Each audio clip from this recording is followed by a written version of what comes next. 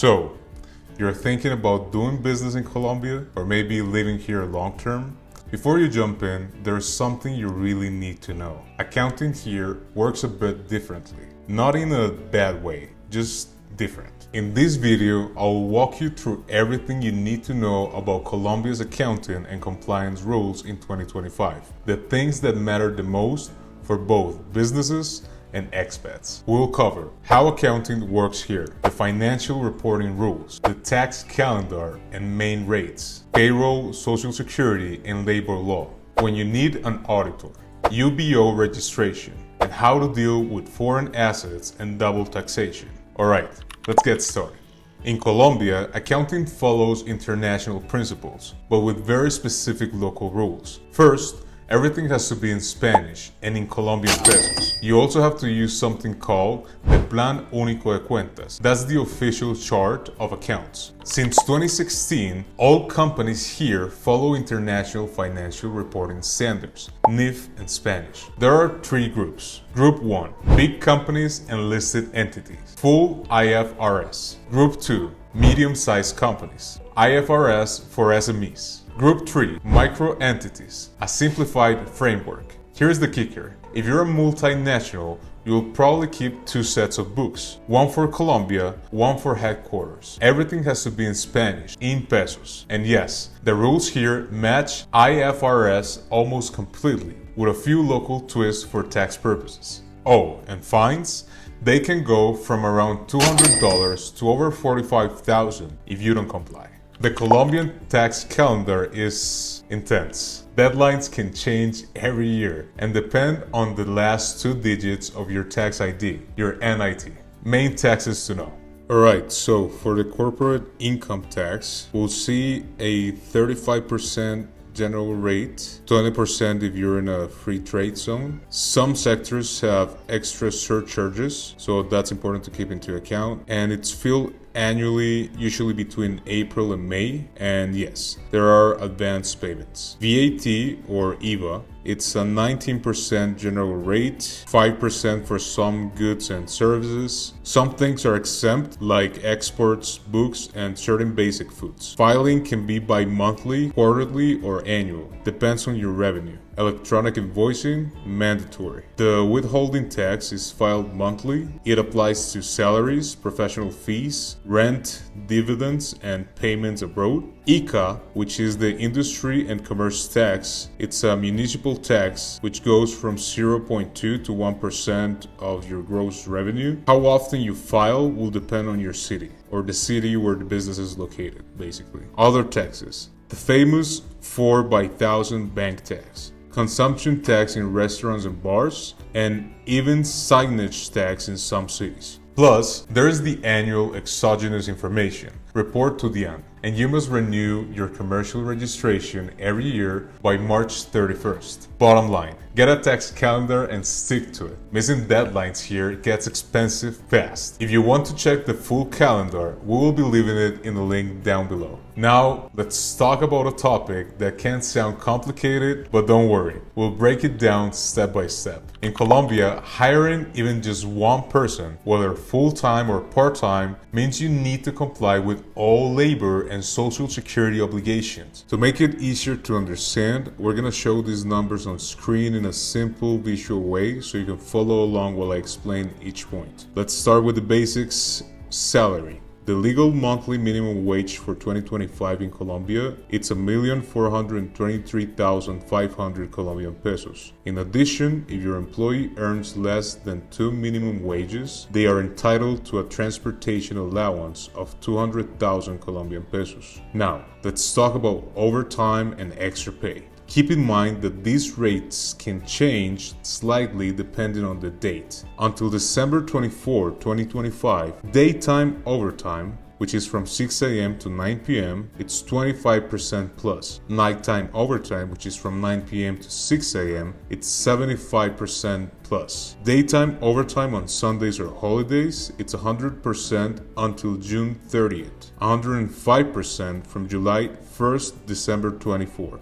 Nighttime overtime on Sundays or holidays, 150% plus until June 30th, 155% from July 1st to December 24th. Night surcharge, which is from Monday to Saturday from 9 p.m. to 6 a.m. It's 35% plus. Sunday and holiday surcharge, it's 75% plus until June 30th and 80% plus from July 1st to December 24th. The nighttime surcharge on Sundays or holidays is the sum of a night plus Sunday and holiday surcharge, which is 110% until June 30th and 115% from July 1st to December 24th. From December 2025 onward, we'll be looking at a daytime overtime from 6 a.m. to 7 p.m. of 25% plus, a nighttime overtime from 7 p.m. to 6 a.m. of 75% plus, a daytime overtime on Sundays or holidays, which is 105% plus, a daytime overtime on Sundays or holidays, which will be 105% plus from December 25th, 2025 to June 30th, 2026, and 115% plus from July 1st, 2026, 125% plus from July 1st, 2027. Nighttime overtime on Sundays or holidays, 155% plus. Nighttime overtime on Sundays or holidays, 155% plus, 165% plus, and 175% plus, same periods as above. Night surcharge goes from Monday to Saturday from 7 p.m. to 6 a.m., which would be 35% plus. The Sunday and holiday surcharge would be from 6 a.m. to 7 p.m., and it will be 75% plus until June 30th, 2026, increasing later. Then we'll have a nighttime surcharge on Sundays or holidays, which is the sum of night plus Sunday and holiday surcharge. Quick tip. Recargos, which is night, Sunday, or holiday surcharges, are not extra hours. They are paid on top of your normal working hours to compensate for working at unusual times or on rest days. Now, these are the benefits. The bonus or prima, it's a 15 days of salary per semester paid in June and December. The severance or cesantías is 1 month per year, deposited before February 14th. The interest on severance, 12% per year, paid before January 31st. And vacations are 15 business days per year. Next, we have Social Security contributions in 2025. These are split between employer and employee. Health is 12.5%, which is 8.5% in charge of the employer and 4% in charge of the employee. Pension is 16%, 12% in charge of the employer, 4% in charge of the employee. Solidarity Fund is 1 to 2% if the salary is more than 4 minimum wages. Workplace Accident Insurance, or ARL, it's 0.522% to 6.96% depending on the risk. The offices, for example, have to pay 0.522%. Finally, per-fiscal contributions, required if you have 2 or more employees, are Family Compensation Fund, which is Caja de Compensación, 4%, SENA, which is the National Training Service, 2%, and ICBF, Colombian Institute for Family Welfare, of 3%. So, the real cost of an employee for your business can be up to 35% higher than their base salary. So make sure to plan your budget accordingly.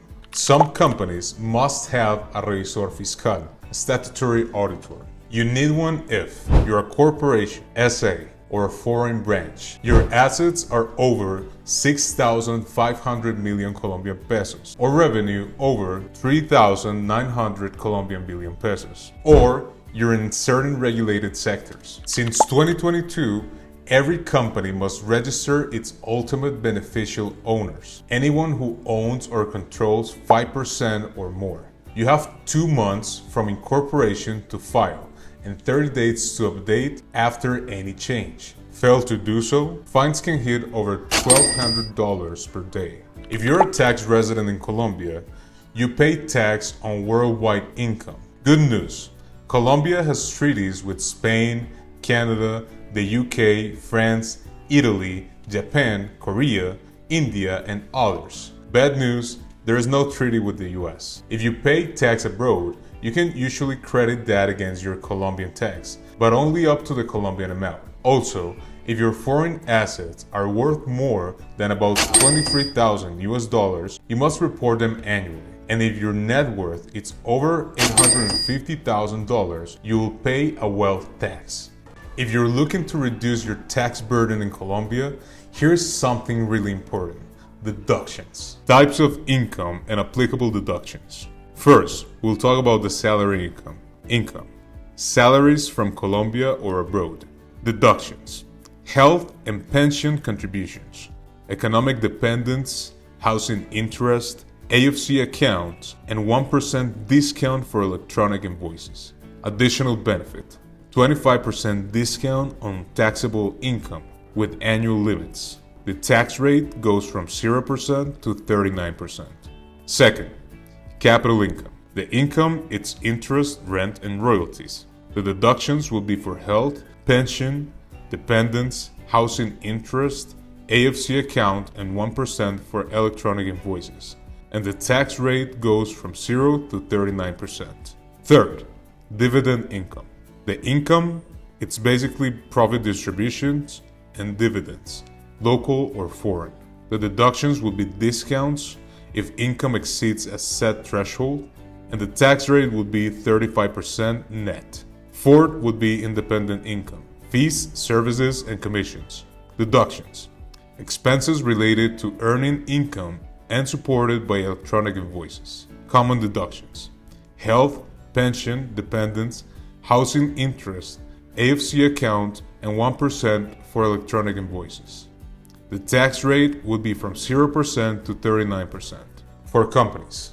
When it comes to corporations and other legal entities, deductions need to be directly tied to the company's business activity. And of course, they must have the proper documentation to back them up. Main allowable deductions. First, payroll. It's 100% deductible if it's properly supported electronically. Think electronic payroll.